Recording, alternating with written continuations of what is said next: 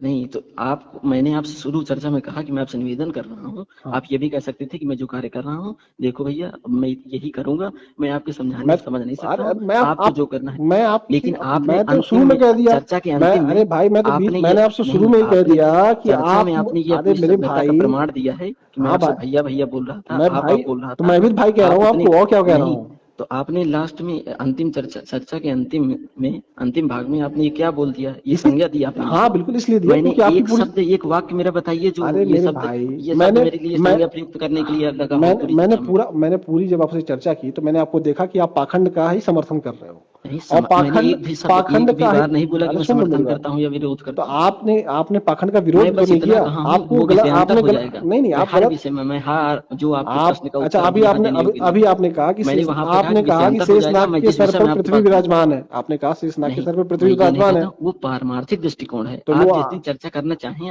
अरे मेरे भाई, आप बता, पारमार्थिक दृष्टिकोण क्या होता है कि पाखंड को बस सच वही मान तो लो। कहता हूँ भैया, आप किसी समर्थ गुरु की शरण में जाएंगे अरे तो मैं आपको कह रहा इसके हूँ तत्व जो पाखंड को सच परंपरा मान प्राप्त अरे परम, मेरे भाई, पाखंड को सच मानने वाले को मैं पोंगा पंडित कहते नहीं हैं, और जो उसको परंपरा जबरदस्ती सच कहलाने वाले को, अलग अलग दृष्टिकोण से सच कहलाने वाले को ही नीच पोंगा पंडित कहता मैं हूँ। सिंपल फिर सी मैंने बात है। फिर